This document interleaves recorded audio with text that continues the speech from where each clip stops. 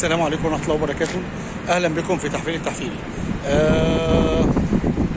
يعني بتشرف إن أنا أتكلم على كأس العالم 2022 المقام في دولة قطر.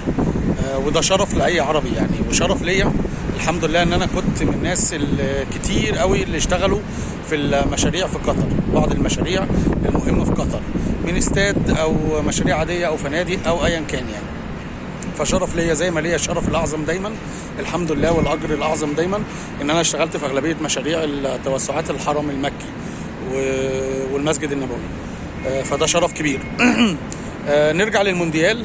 قطر بتقدم عظمه، قطر بتقدم عظمه من تنظيم، من نظافه، من تمسك بهويتنا وعربيتنا واسلامنا، ودي حاجه جميله، ودي حاجه عمرها ما تزعل ولا حد ينتقد.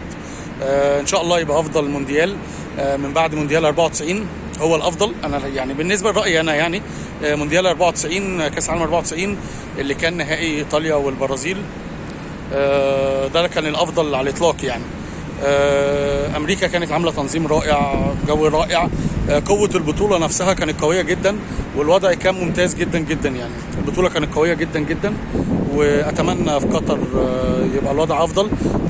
لا شك من ان التنظيم ممتاز، الوضع ممتاز، كل اللي بتعمله من اذان واشاده الناس بالموضوع دوت، منع الخمور والكلام ده كله، هو طبعا حريه، بس انا برضو ليا حريتي ان انا امنع.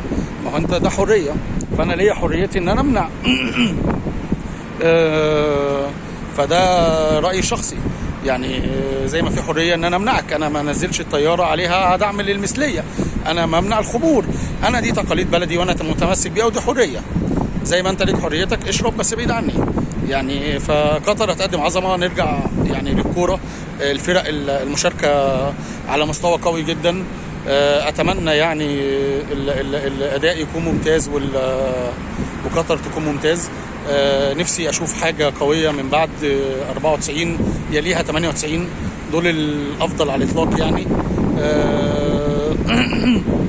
فعندنا منتخبات قويه قوي عندنا يعني. انا برشح ان ممكن يكون فرقتين او ثلاثه في المربع الذهبي من اللي انا هقوله.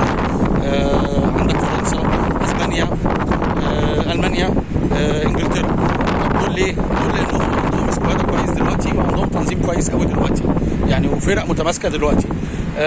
انا طبعا من بعد ايطاليا ما بشجعش كوره في كاس العالم، ما اعرفش ليه، بس انا بحبها يعني جدا، وطلعت كده يعني. كنت بشجع زمان الارجنتين حبا في مارادونا وأورتيجا بعدها، وميسي دلوقتي. فاتمنى يعني الارجنتين تعمل حاجه برضو تنافس. البرازيل بعيده كل البعد الفتره الاخيره عن المنافسه القويه، ولكن دايما الفريق الكبير باسمه يعني. الفريق الكبير بالنسبه للبرازيل باسمه يعني، هو هيحقق حاجه. الارجنتين هنحاول نظبط الدنيا ان احنا نشوف لها وضع افضل من اللي هي فيه. ممكن اشجع البرتغال عشان كريستيانو يعني اخر موسم ليه واخر كاس عالم ليه، فاتمنى يا رب يحقق نجاح مع المنتخب البرتغالي، ويا رب يقصد كاس العالم. اتمنى يعني. النقطه الاهم، احب اؤيد واشجع كل الفرق العربيه الاسلاميه وكل الفرق الافريقيه. انا عن نفسي يعني زعلان جدا على ساديو ماني، وزعلان جدا على اللي حصل له، وكان نفسي يكمل. انا بحبه، انا بشجع السنغال من زمان، غير المنافسه مع مصر. مش مصر هي دوله اسلاميه، هي دوله افريقيه، ناسها طيبين جدا جدا جدا، وعمرنا ما سمعنا عنهم اي حاجه سيئه يعني. لكن انا بشجع السنغال من زمان، من ايام الحاج ديوف، فانا هشجع السنغال في ماليش فريق محدد غير ايطاليا، وايطاليا ما بتلعبش، فبالتالي انا بشجع دايما الفرق اللي ببقى ميال لها شويه.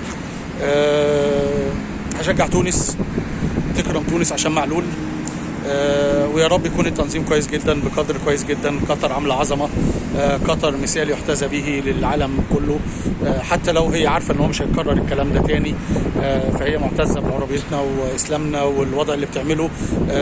بلد محترمه، بلد اسقطت الديون على كل مواطنيها، بلد علت المرتبات جدا لمواطنيها الشخصيين، ادت اجازه للناس للاستمتاع بكاس العالم.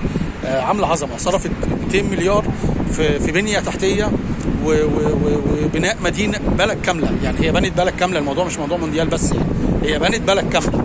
فتحيه لقطر وتحيه لكل الدول العربيه، ويا رب يا رب كل الدول تبقى جميله، وان شاء الله نستمتع بكاس عالم جميل. اتابعكم بالاخبار المهمه في كاس العالم.